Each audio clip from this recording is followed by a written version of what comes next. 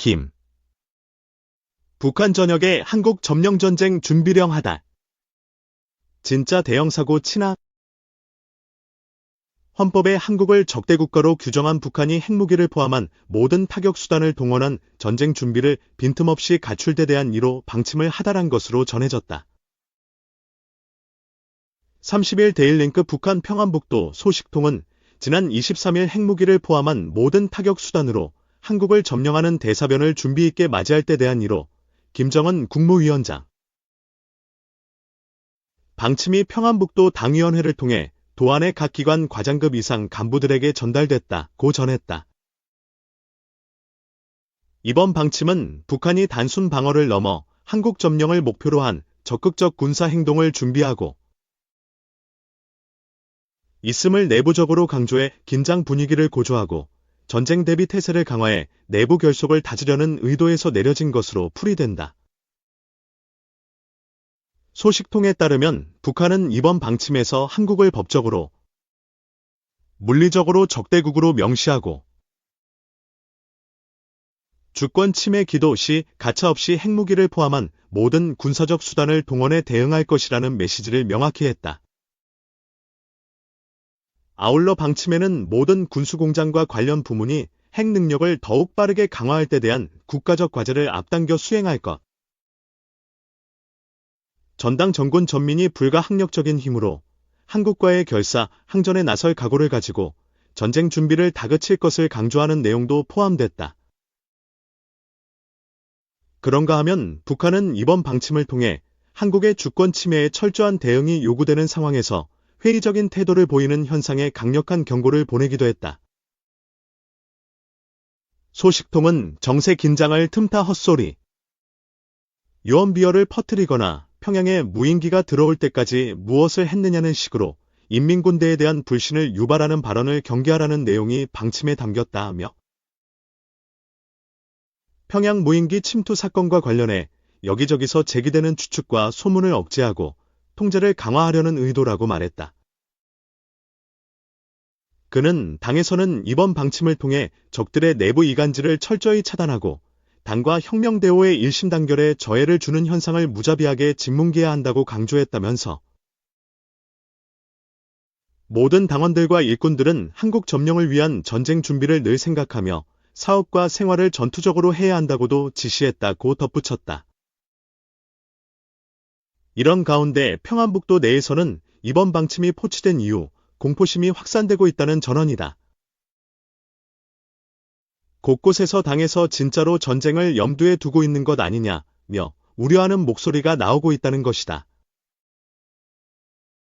소식통은 과장급 이상 간부들에게 전달된 이로 방침 내용이 주민사회에 퍼지면서 사람들 속에서 우리나라, 북한과 한국 간 전쟁이 임박한 것 아니냐.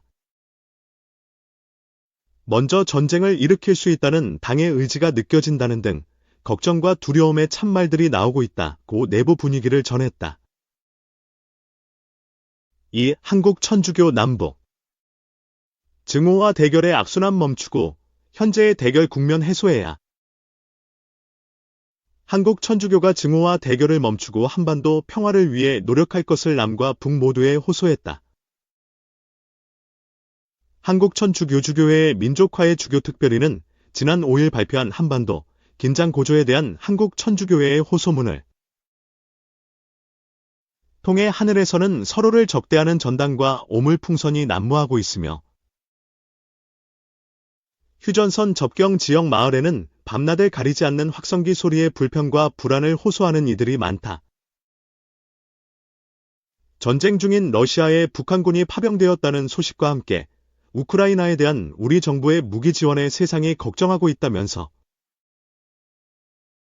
한국 천주교회는 이렇게 높아지는 한반도의 긴장을 예의주시하고 이 땅에서 무력 충돌이 일어나지 않기를 간절히 바라면서 이 호소문을 발표한다고 밝혔다.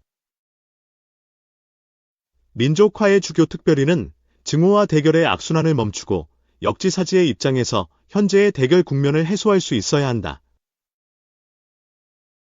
남북은 그동안 수많은 위기를 겪어왔지만 슬기롭게 극복한 경험이 있다.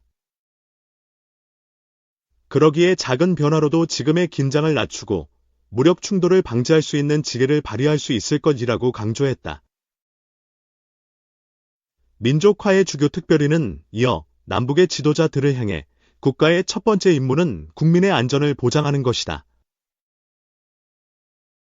지도자들은 전쟁의 참극이 일으키는 고통을 바로 자기 자신의 일로 여겨야 한다며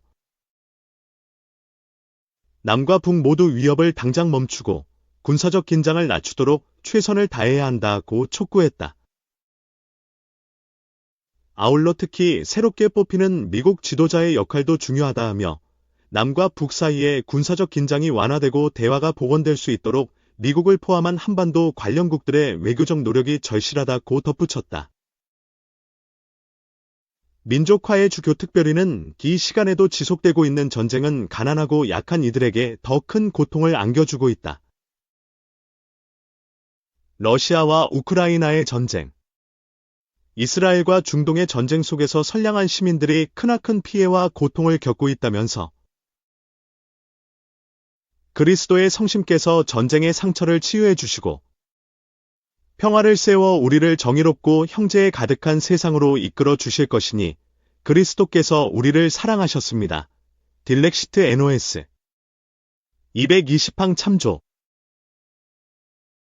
한반도와 전 세계의 진정한 화합과 평화를 이루기 위해서 평화의 여정으로 나아가는 길을 선택하. 진정한 평화를 위해 우리는 간절히 호소하며 기도한다고 말했다. 3. 의미 대선. 승자에 따라 미국과 한국 등 세계 지정학적 지형 달라진다.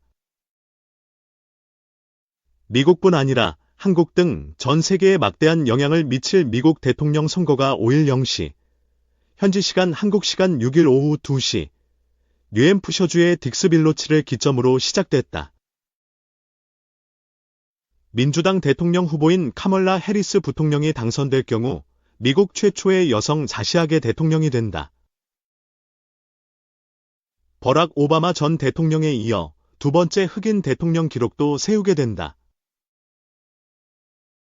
공화당 도널드 트럼프 전 대통령이 이기면 22대와 24대 미국 대통령을 지낸 그로버 클리블랜드에 이어 역대 두 번째로 재선에 실패했다가 다시 재집권에 성공하는 대통령이 된다. 다만 민주당 소속 클리블랜드 전 대통령은 1888년 대선에서 공화당 벤저민 해리슨 후보에게 졌다가 1892년 재대결에서 승리한 경우이지만